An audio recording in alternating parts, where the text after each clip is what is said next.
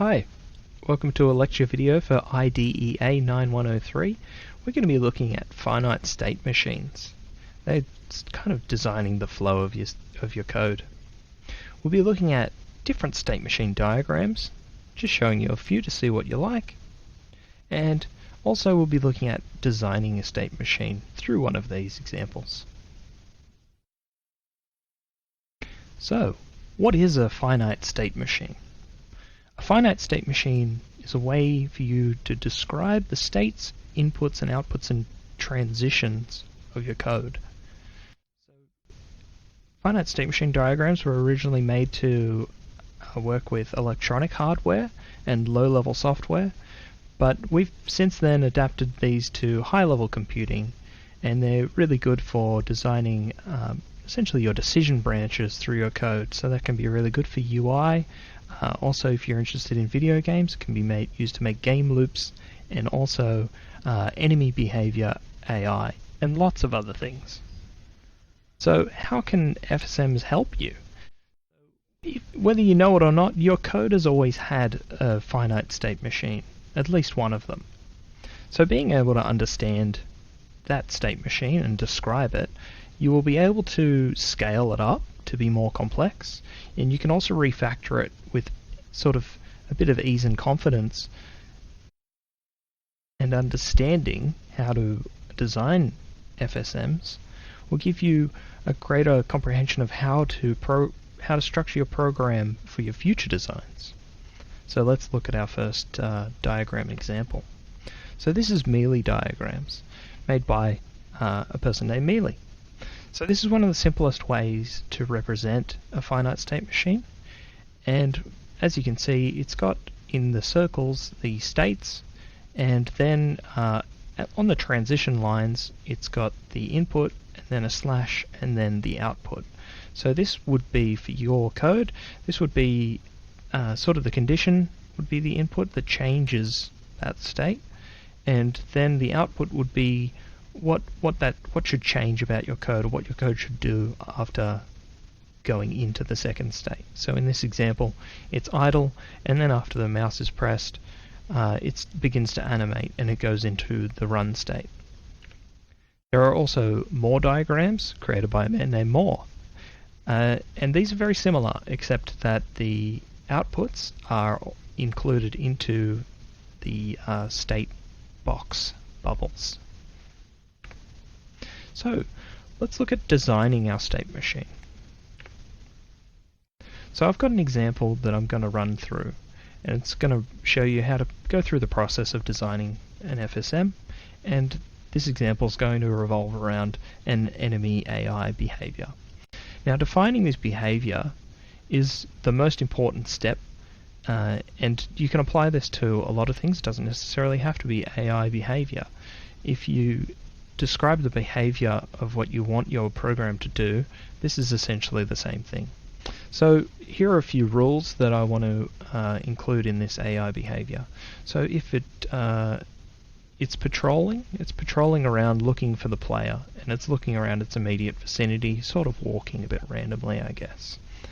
If it sees the player, I want it to start chasing the player. And if it's close enough to the player, it will do an attack. And if its health is low, it wants to preserve its own life, so it's going to seek out the nearest health pack, which might be some location on the map. So now that I've identified these rules, or the behavior, I can use that to work out what the actual states of the machine are. So breaking this down, I can see I've got a patrol state, a chase state, an attack state, and a heal state. At any point, the AI will want to do one of these things. So looking at this through a Mealy diagram, I can set up the states in their own little state box bubbles, and then I can draw transitions between them. So the transitions are how they move from one state to the other. Now here I've got it quite simply stated, pardon the pun, but there are a lot more transitions that I'm missing here. So let's look at that. Obviously it can become very complicated once you've got a lot of transitions and states to account for. But obviously, if you're not working within the finite space that I am, you'll be able to work in a much larger document, and you should be able to fit all of these in. So, when Moore and Mealy diagrams aren't really enough, there are also other diagrams that we can use, such as algorithmic state machine diagrams.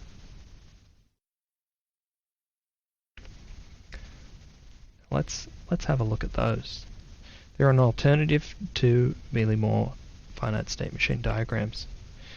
Now, let's start by breaking down the elements of an ASM.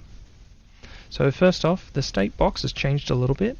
Now we've got a little bubble on the side with the state name, and instead of putting our outputs inside the same box or along a transition line, we've moved them into a little box, and we can sort of fill a bit more in there.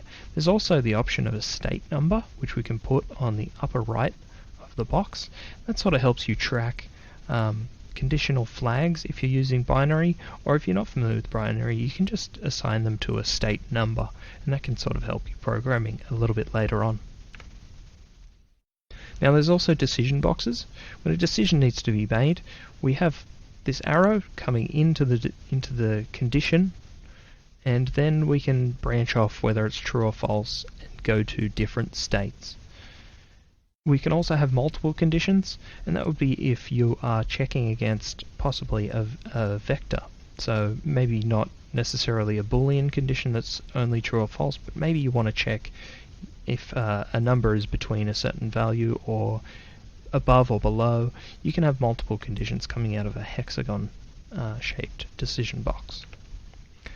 Now, when an instruction or output doesn't necessarily require a state change, then we can just put the instructions or outputs into a smaller condition box. And that sort of helps us eliminate some states that didn't necessarily need to be made, but only had to be made because of the limitations of Moore and Mealy diagrams. Now, with going back to our example of this AI behavior, we can see that this diagram is quite big. And I've also replaced that attack state with an attack player condition box. Obviously, this is, it's up to you how you want to do this, because some are more complicated, but they add more detail and they sort of allow you to see things from a broader perspective. Now, you can break down these blocks if you want to make them easier to understand. It's sometimes easy or good to break down states into their own sort of little diagrams. And as you can see at the bottom, I've said go to heal state, go to chase state, and if I made similar diagrams for the heal and chase state, then I'd be able to sort of look at just that state and where it would go, what the interactions are within it.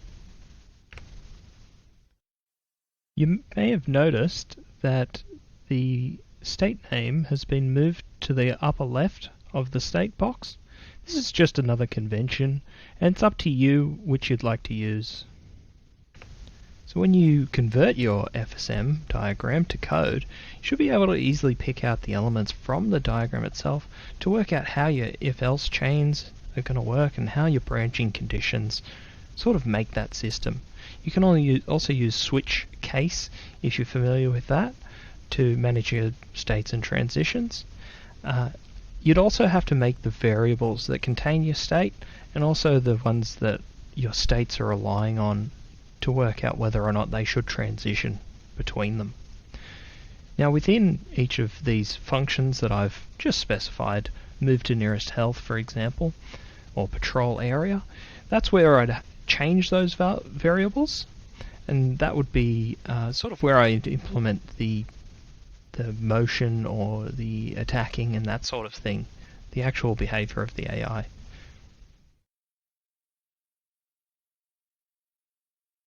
So when you're putting it into code, you can also keep it really clean by abstracting all of those little bits of code that make up the state into their own function, and then just calling that function, such as patrol state, chase state, heal state. I've also used the switch case here So if you want to have a look at that, this is basically how it works, and I'd recommend looking that up on the Mozilla docs just to see how that's implemented into JavaScript. Alright, so in summary, when you're making a finite state machine, the first step's to work out the behavioral rules that the program should follow. Then after that, you extract the states from those behavioral rules, and then once you've got all your states laid out, you can work out the transitions that are required between those states. And then after that, all you've got to do is implement it in your code. So I hope you've enjoyed that and you've learnt something, and I hope it becomes useful to you. Thanks for watching.